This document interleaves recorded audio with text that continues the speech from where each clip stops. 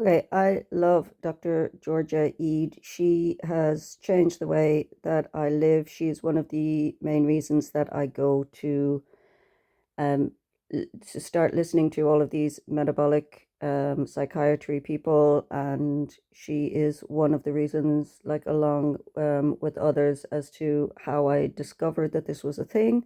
And I read her book, and I really base my diet a lot off of what she said. So even though there are certain foods that are keto, I would avoid them because she says, you want to avoid that. So like uh, broccoli and things like that, she'll say only eat them when cooked. I eat bok chow every now and then, but I always cook it. But yeah, listen to what she's saying here on Diary of a Food and CAO. poultry contain every nutrient we need. Like fiber. Oh, well, fiber's not a nutrient. Abby Sharp, Abby Sharp. Oh, okay. But do you get fiber in a carnivore diet? True carnivore diet is fiber free. Could you last on a true carnivore diet without getting some kind of like gut microbiome issue or some kind of, because you need fiber, right? Why? Yes. Okay, this is one of the biggest things ever when I went carnivore. I'm not carnivore anymore, but when I went carnivore for like 5 months last year, it is the obsession of everybody of like, how do you go to the bathroom? And she just really like she has debunked so much of the nutritional advice that we've all grown up to believe is just true by actually going back and researching all of it and looking at where these studies come from and how they were conducted. And just watch it, it's beautiful. Thought it was good for like digestion and your gut microbiome and stuff like that. What does it do?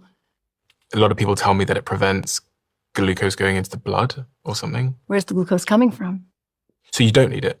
People who are paying really close attention to nutrition science have a lot of half-truths in their minds about food. If you're eating a high carbohydrate diet, fiber can soften your glucose spikes, and that's a plus. But there's a more effective way to lower your glucose spikes is to not get a glucose spike in the first place. Now, I think I love the way that she explains things because she's always very calm, she's always very kind, and she's always very informative. And she doesn't, um, when she's contradicting someone or when she's giving someone information, she doesn't do it in a condescending or patronizing way. She's very much a doctor and a scientist and an advocate for mental health. So I think I really like the way she does things. And this was a really, really great way to kind of get Stephen Bartlett to think for himself, well, why were you told that? And then, well, yeah, okay, if you're eating carbohydrates, it's great to have some fiber there to stop the glucose from spiking so it's not absorbed as quickly. But why don't you just not eat so much glucose and then you'd have this better effect? another thing people often say about fiber is that it sweeps your colon clean of toxins, and there's never been a study that demonstrates this. It's really just a belief. The intestines clean themselves. The lining sheds regularly, actually very frequently. But the biggest myth about fiber is that it's good for digestion because fiber, by definition, is indigestible. Traditionally considered essential for feeding beneficial gut bacteria and promoting regular bowel movements. There are quite a few papers on this claiming that we need fiber because we need to feed our cells butyrate, which is a breakdown product of fiber. Butyrate. Okay, she's going to, yeah. So we often hear that it clears out the colon, and that's why it's so good for stopping people from developing colon cancers and things like that. Um, I don't know. I'm not a scientist. I'm not a doctor. When I was 5 months on carnivore, I still went to the bathroom regularly. It's just much less. If you watch someone like Kent Carnivore, which I recommend if you've got intestinal issues, because I think he had colitis. I'm not sure or something, but um he very much is carnivore, and he talks about that, and he talks about the fact that if he was to eat a vegetable, he would see the vegetable come out almost fully intact in the bag, whereas when he eats meat, most of it's absorbed by the body because meat is absorbed by the body. You don't have much waste. You do have some waste, but you don't have much. So this idea that you need, like, you know, certain types of plants for roughage, as they used to call it, or whatever, and then it like sweeps through your body and cleans out your gut.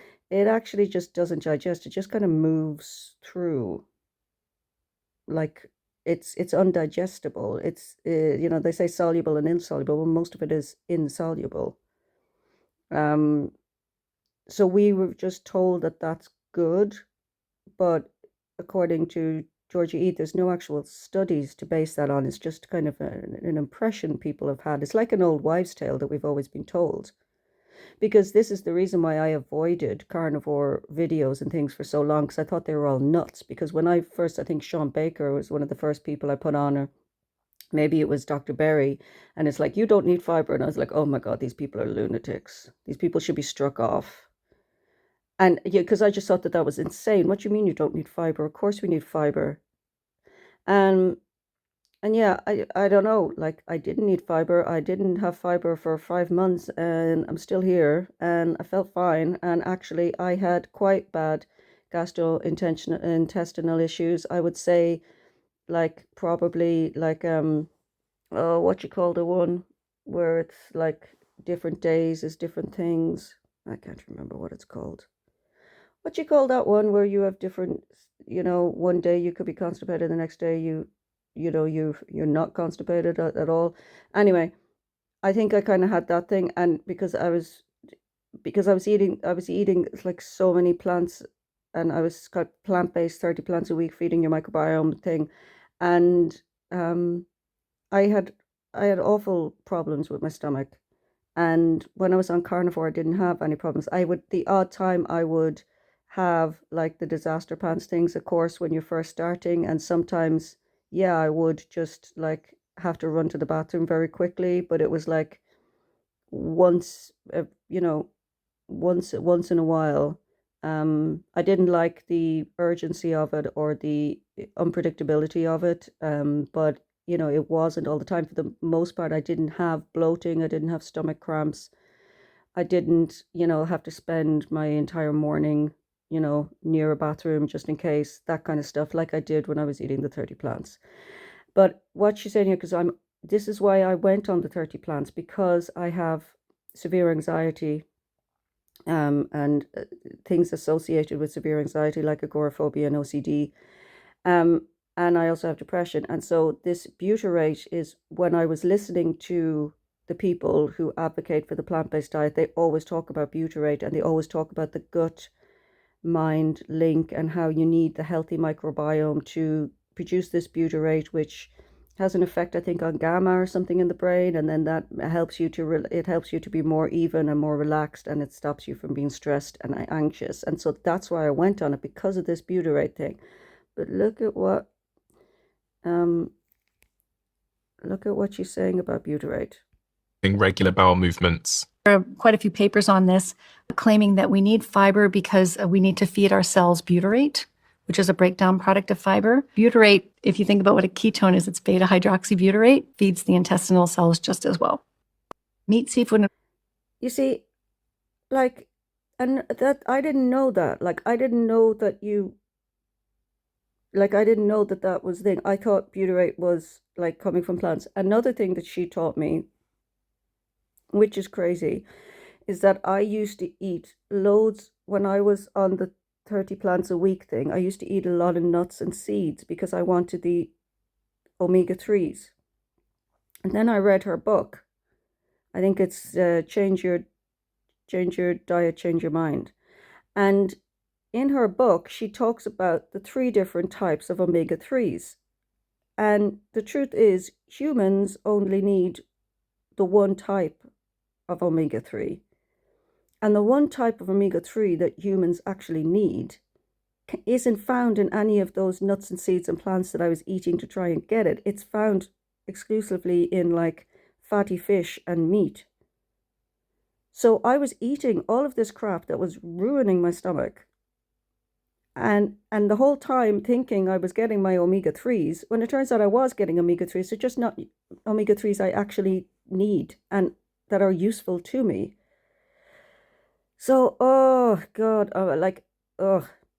just, it's so complicated, and it just seems like this nutritional advice people have just been taking as a given until, Georgia Eade went in and said, well, I'm actually going to see where this comes from, this idea comes from, this research comes from. And it turns out half of it's nonsense. Like half of what they're doing when they say the Mediterranean diet is better for you than this, or the vegan diet is better for you than this, is because they're testing it against the standard American diet. And as I said before, I could eat candle wax every day and it'll probably be better for me than the standard American diet. So if you're going to start comparing, you want to start comparing them against things that aren't full of ultra processed food and sugars and refined carbs, because anything's better than eating that.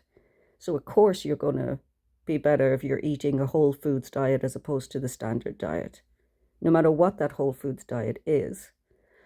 Anyway, that's my rant for this morning. But if you haven't read Change Your Diet, Change Your Mind, you have to get onto this woman. She's changing my life. Her Dr. Casey Means is another one that I love.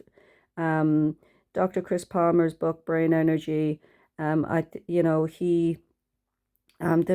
can never remember the woman's name in Stanford who actually like really is into this metabolic psychiatry link. I think it's Shilpa something. I can't remember her name, but I will find a video and do one on her because I think she was the real push. And then Chris Palmer wrote a book.